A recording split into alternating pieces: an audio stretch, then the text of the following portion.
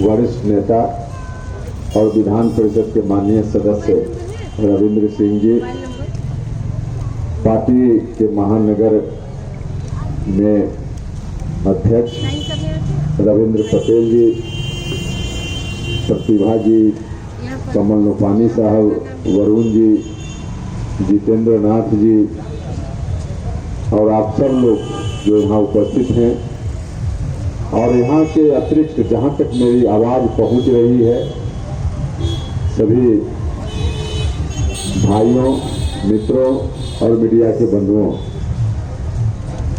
मैं हृदय से धन्यवाद देना चाहता हूँ पार्टी के स्थानीय साथियों को, जिन्होंने सदस्यता अभियान के बाबत इस तरह का आयोजन किया है। सदस्यता अभियान पूरे प्रदेश में चल रहा है, देश भर में चल रहा है। मैं भी आपके बीच यही आग्रह करने आया हूं कि सब लोग हमारी पार्टी से जुड़िए।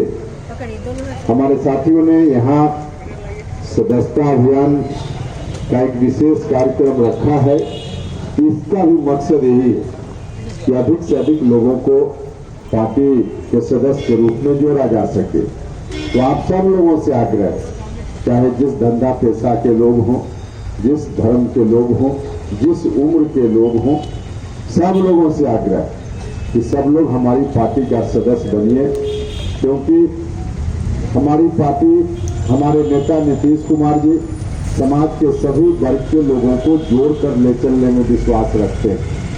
सरकार में रहते हुए जितना उनको मौका मिला है, गरीब गुरबों पर विशेष ध्यान दिया, समाज के सभी वर्ग के लोगों को जोड़ने के लिए हर तरह के कार्यक्रम सरकारी स्तर पर भी उन्होंने चलाया है।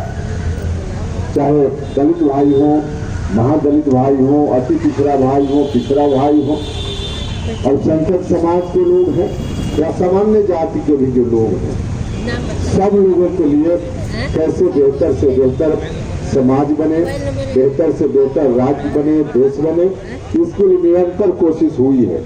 तो आप सब लोगों से आग्रह है कि आप नीतीश जी का साथ दीजिए। आगे आने वाले दिनों में और भी बेहतर से बेहतर करने की कोशिश है।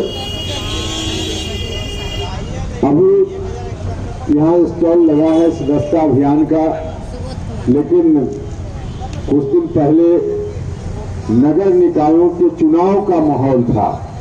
चुनाव की प्रक्रिया शुरू हो गई थी, लेकिन अचानक से बीच में प्रक्रिया रुक गई, वरना अभी तो वही चुनाव चलता रहता और सब लोग उसी में व्यस्त होते।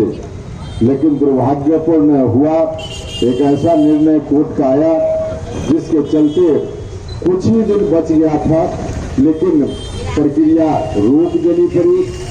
पता नहीं अब इस तरह का फैसला हो जाता है। बिहार की सरकार ने कोई अति पिछड़ा भाइयों के लिए आरक्षण, पहला चुनाव है ऐसा, जिस चुनाव में आरक्षण दिया बिहार की सरकार ने, ऐसा तो था नहीं। जिस कोर्ट के, सुप्रीम कोर्ट के निर्णय का हवाला दिया जाता है, उस निर्णय की शुरुआत 2010 में हुई, 2021 में निर्णय उसके अनुरूप हुआ, लेकिन 2010 के पहले से आप सब लोगों को मालूम है कि बिहार में ग्राम पंचायत में चुनाव में आरक्षण की व्यवस्था हुई। 2006 में, 2007 में नगर का जब चुनाव था, उस समय एक्ट बना और उस एक्ट के माध्यम से बिहार की सरकार ने रिजर्वेशन दिया। तो पहला चुनाव 2007 में हुआ रिजर्वेशन के आधार पर, उसके बाद दूसरा चुनाव हुआ 2012 में, और जो कुछ भी शुरुआत हुई इस संदर्भ में कोर्ट में प्रक्रिया तो 2010 में शुरुआत हुई, उसके पहले चुनाव है एक हो चुका था, और आज जब चुनाव हो रहा तो चौथा चुनाव हो रहा था। तो पहले से चल रहा था। कोई नया निर्णय यदि बिहार सरकार का होता, उसके बाद कोई फैसला आता, तब कोई कह सकता था। तो प्रक्रिया पूरी नहीं की गई, जिसके चलते चुनाव रोकना पड़ा। भैया 2007 में जिस समय पहला चुनाव हुआ और उसी समय एक्ट बना, बिहार सरकार ने एक्ट बनाया, कानून बनाया, उस वक्त कोई कानून या कोई निर्देश सुप्रीम कोर्ट का या किसी कोर्ट का ऐसा था ही नहीं। तो जब उस वक्त नहीं था, बाद में सुप्रीम कोर्ट ने कुछ कहा, तो बाद में कहा तो बाद में कोई विषय आए उस पर लागू होगा ना, लेकिन ये लागू हो गया पीछे से। अब पीछे से ही जब लागू होना है तो आरक्षण की व्यवस्था तो और जगह भी हुई है। भारत सरकार ने 2019 में 10% EWS जो आर्थिक रूप से कमजोर लोग हैं उनके लिए रिजर्वेशन देने की व्यवस्था की। तो 2019 में जब भारत सरकार फैसला करती है और 2010 में सुप्रीम कोर्ट ने कहा, तो उस निर्णय पर भी यह लागू हो जाना चाहिए था। तो उस निर्णय पर तो कुछ नहीं समीक्षा की बात हुई। उस निर्णय को तो कमीशन में ले जाने के लिए किसी ने नहीं कहा, वह आज भी चल रहा है। तो 2010 के बाद 2019 में हुआ, उसकी कोई समीक्षा नहीं उस कोर्ट के निर्देश के हिसाब से। और 2007 से जो शुरू है उसकी समीक्षा की बात हो गई। यह तो सरासर अन्याय है, सरासर अति पिछड़ा विरोधी काम है। अब कुछ लोग हैं साथ में थे सत्ता में उस समय, चाहे 2006-07 हो या बाद के दिनों में हो, तीन चुनाव इसके पहले हो गया तो साथ में थे, उस वक्त तो कुछ नहीं। अब साथ से अलग हो गए हैं तो कोर्ट के हाँ में हाँ मिला रहे हैं। भैया हाँ में हाँ मिला रहे हैं, हम लोग जानते हैं कि आप बोलने के लिए आरक्षण समर्थक हैं और अंदर से आप घोर आरक्षण विरोधी हैं, घोर आरक्षण विरोधी हैं। तो घोर आरक्षण विरोधी है तो चेहरा तो आपका दिखाने का कुछ और अंदर का कुछ और है, तो इसलिए ऐसा बोल रहे हैं। वरना इस आरक्षण पर कोई सवाल ही नहीं उठना चाहिए था। हाँ, लेकिन अगर कोई सवाल उठा है तो उसका जवाब भी जगह पर बिहार की सरकार देगी। और हम लोगों ने कहा है, सरकार की ओर से भी घोषणा हुई है कि जब तक कुछ लोग भले हड़बड़ी में हो कि चुनाव जल्दी हो, ठीक है, चुनाव हम लोग भी चाहते हैं कि जल्दी हो।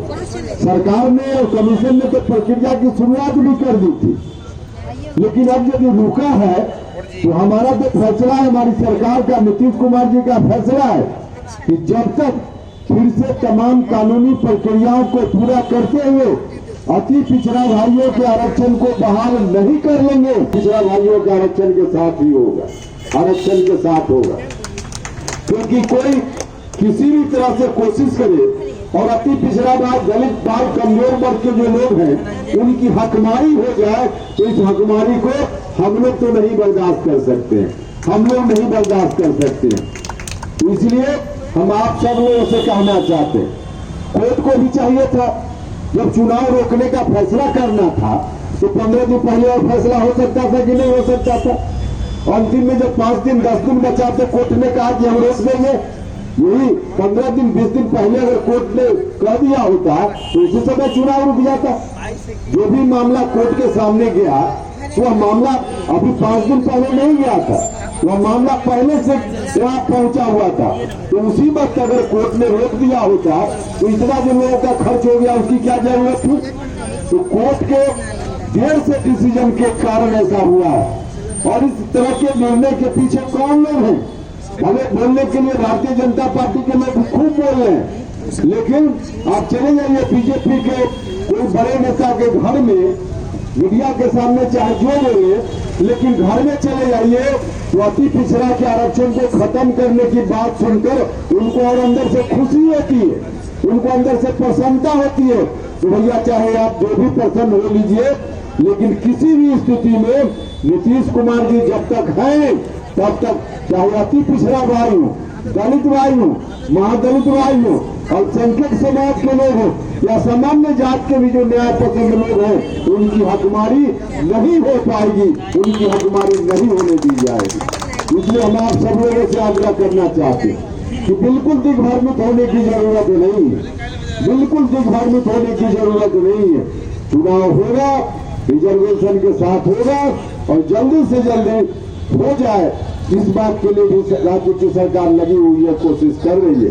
तो आप लोग भरोसा रखिए और इसी भरोसा को बनाए रखने की जरूरत है, ताकि आगे आने वाले दिनों में और बेहतर से बेहतर बिहार ही नहीं बने, बल्कि नीतीश कुमार जी की उनका जो कद है, राजनीतिक कद इतना बढ़े कि आज बिहार के विकास में इतना अच्छा काम नीतीश जी कर रहे हैं, कल देश के विकास में उनकी निर्णायक भूमिका हो, इसकी जरूरत है और इसलिए आप सब लोगों के समर्थन की जरूरत है।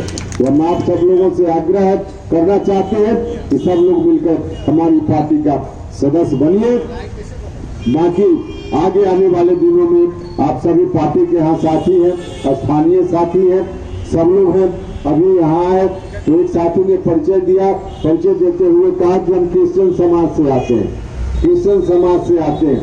बहुत सारे लोगों को मालूम नहीं होगा, जब 2000 में पहली बार नीतीश जी 7 दिन के लिए मुख्यमंत्री हुए थे, उस वक्त मैं भी बिहार विधानसभा का सदस्य पहली बार बना था और बिहार की सरकार ने पहला निर्णय लिया। उस वक्त पहले संविधान के हिसाब से व्यवस्था थी कि एक व्यक्ति बिहार की विधानसभा का सदस्य मनोनीत होगा, इलेक्टेड नहीं, मनोनीत होगा। और 2000 में जब नीतीश जी मुख्यमंत्री बने 7 दिनों के लिए, तो पहला जो विधानसभा का सदस्य मनोनीत हुआ वह क्रिश्चियन समाज से ही थे। एंग्लो इंडियन को ही मनोनीत करने का प्रोविजन था, एंग्लो इंडियन को ही मनोनीत करने का प्रोविजन। तो उसमें क्रिश्चियन साहब समता पार्टी से बने थे, मनोनीत विधायक पहली बार बने थे। झारखंड जब अलग हुआ तो चूंकि उनका घर रेसिडेंस वही झारखंड का था, तो फिर वहां चले गए। तो हर तरह से जौहर साहब हम सब लोगों के नेता थे। तो कुल मिला जुला कर जैसा कि हमने कहा कि हमारी पार्टी के लिए न धर्म की कोई बाधा होती है, न जात की कोई बाधा होती है, न और कोई बाधा होती है। समाज में सभी लोगों के साथ हम लोग बराबर का संबंध रखते हैं। तो इसलिए आप सब लोग जुड़िए हमारे दल से, यही आग्रह करते हुए मैं आप सभी लोगों का और खास करके जो हमारे साथी जिन लोगों ने इस कार्यक्रम का आयोजन किया, इनका बहुत बहुत धन्यवाद करता हूँ और अपनी बात समाप्त करता हूँ।